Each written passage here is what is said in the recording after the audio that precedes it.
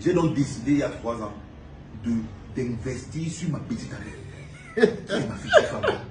J'ai décidé de mettre autour d'elle une équipe qui va l'accompagner. Tous ceux que vous voyez ici savent tous qu'ils sont dans ma philosophie et mon plan d'action en deuxième zone. Laetitia est en première ligne. Tous ici le savent. Et chaque fois, pour ceux qui me suivent au quotidien, regardent nos vidéos, je leur dis, personne ici n'est fait pour vieillir dans la maison de son père. Vous tous ici, dans 5 ans, dans 6 ans, vous devez être chez vous en train de faire vos vidéos, plus être en train d'attendre que le boss vous donne de l'argent. Je vous le dis tous les jours, non? Personne ici ne sera encore avec moi dans 5 ans. Moi, je leur ai dit. La seule personne sera ma femme Laetitia. Je leur ai dit que vous n'allez pas rester là à être les enfants du père, à attendre le salaire et tout. Vous êtes en train d'apprendre. Il faudra qu'au trop tard, dans 3 ans, que chacun de vous puisse avoir son argent, que sa propre chaîne YouTube lui rapporte. Il faut que chacun de vous soit indépendant et ne soit plus derrière moi. Ça, c'est la philosophie que j'ai toujours prônée dans mon équipe. Les gens qui me suivent au quotidien, qui suivent nos vidéos, le savent.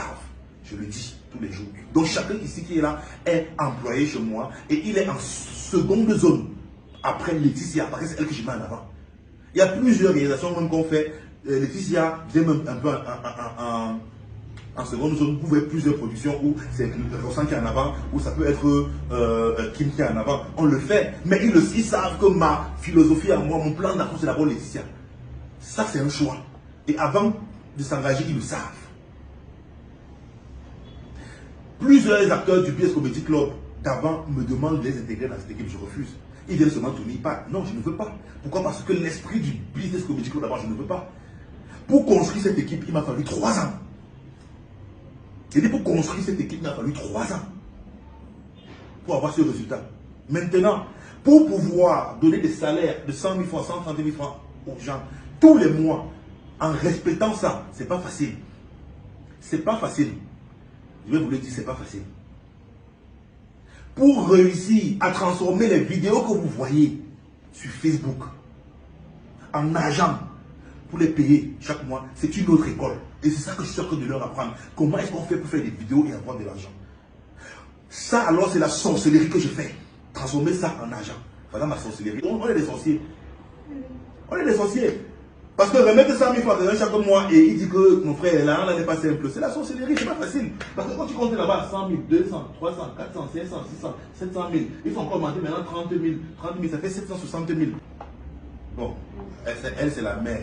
Voilà. Elle a un salaire d'actrice de 132 000 francs, mais ses revenus par mois sont toujours au minimum 500 000. Ça dépend, sans compter les contrats. Voilà. Parce que c'est celle que moi je mets plus en avant. Je prends où? C'est là de la sorcellerie. C'est la sorcellerie que je fais donc.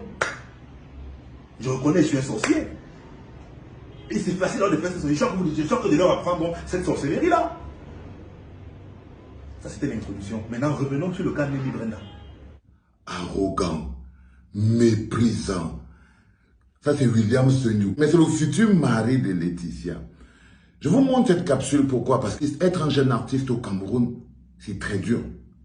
Surtout quand vous n'avez que des producteurs qui n'ont pas la capacité d'être de grands producteurs.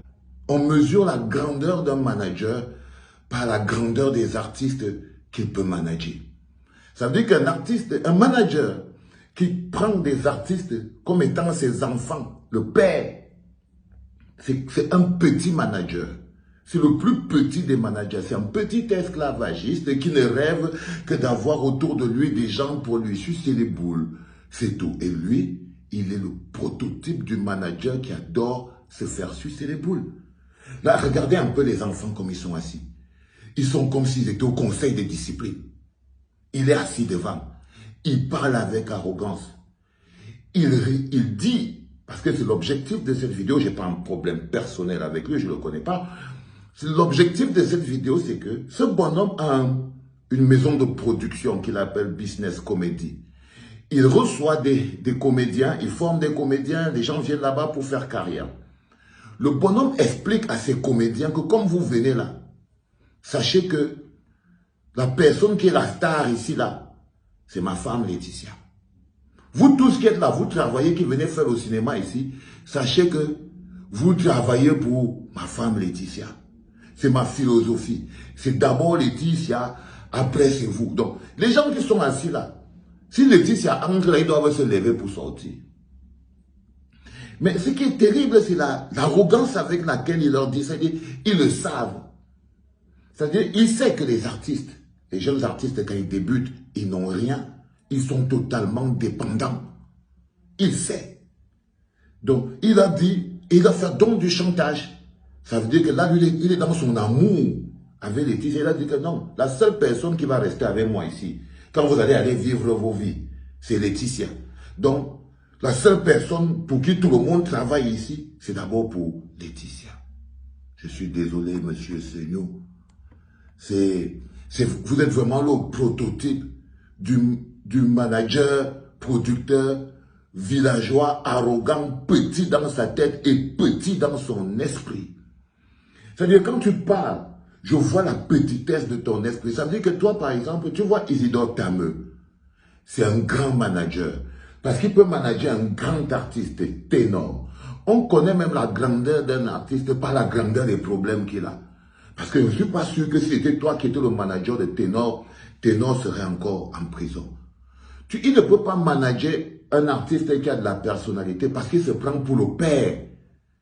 Un manager qui se prend pour le père est condamné à manager des petits artistes qui n'ont pas de personnalité. Parce qu'un artiste qui a de la personnalité cherche un manager, il ne cherche pas un père. Et c'est aussi un manager maître chanteur. C'est aussi un manager maître chanteur. Son travail, quand tu le vois bien comme il fonctionne, il fait chanter les petits gamins. Il se prend, il dit qu'il fait la magie. Donc c'est un manager vaniteux. Il dit que pour transformer les vidéos qu'ils font là en argent, il fait de la magie. Non, il poste et il reçoit l'argent et vous distribue et il vous donne presque rien du tout. Donc, mais il vous fait croire, et il le dit parce qu'il est dans la position de l'arrogance du manager, celui qui fabrique les gens, qui n'a même plus le souci et le recul de se rendre compte que ce que je dis là n'a pas de classe. C'est-à-dire que même si c'est la vérité que tous les gens travaillent pour Laetitia, mais pourquoi tu les sors ça? Mais il a tellement très peu de respect pour ses acteurs qu'il le dit dans un live Facebook. Il le dit dans un live Facebook parce qu'il s'est d'abord assuré que ces bonhommes n'ont aucune personnalité. Je suis sûr que ce n'est pas de bons acteurs, tous ces gars qui sont autour là. Ils sont en train de... Beaucoup d'entre eux, quand ils partent chez lui, c'est le genre de manager, quand les artistes viennent chez lui, ou tout ça, il les fait laver le sol, il les fait frotter les habits, sortir les chiens, enlever les poubelles, pour leur dire que c'est la formation. C'est le type de manager là. J'ai trouvé ça très choquant, cette manière de parler à des artistes. Cette manière de s'adresser aux artistes. Monsieur William Seignou, le futur mari de Vanessa. Si Vanessa part mais avec quelqu'un d'autre maintenant, tu vas faire comment? Parce que c'est encore ta future épouse. Tu n'as même pas encore épousé. Tu es déjà en train d'hypothéquer la vie des autres. Et il a fait de la manipulation. Il a dit, ouais, je vous forme pour que chacun aille faire sa chose. Mais entre-temps, il travaille pour Laetitia. Même dans le process, il ne vous forme pas pour aller faire quoi que ce soit. Il vous apprend à être des larbins. Parmi vous tous qui êtes assis là, aucun grand ne peut sortir de là. Parce que vous n'êtes pas formés pour être des grands. Il vous forme pour être des petits. Pour être ses enfants, pour être des petits à sa solde. Même quand vous serez sortis de là, il va vous rappeler que vous laviez le sol chez lui.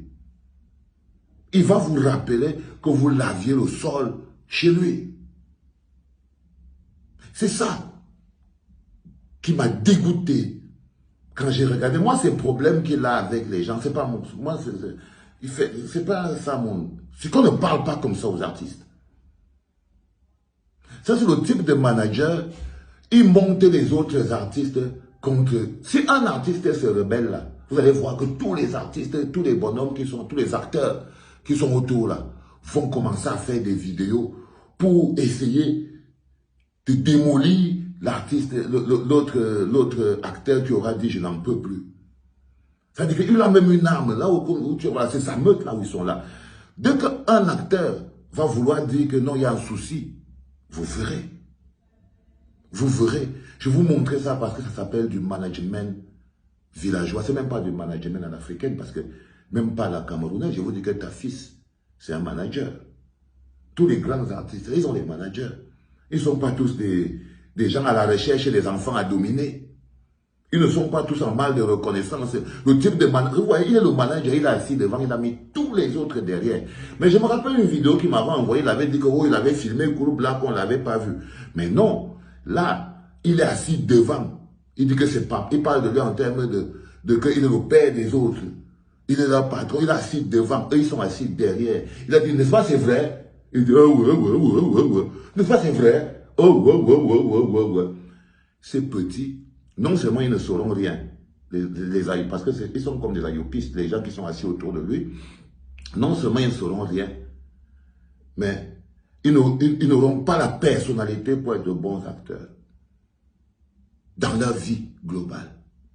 Et à toi, mon petit, baisse un peu ton niveau d'arrogance. Tu es presque ridicule. Je trouve ça un peu ridicule. Même pas un peu, beaucoup ridicule. Vous êtes là et si vous travaillez pour Laetitia, il ouvre ça, vous travaillez pour Laetitia, ça veut dire quoi?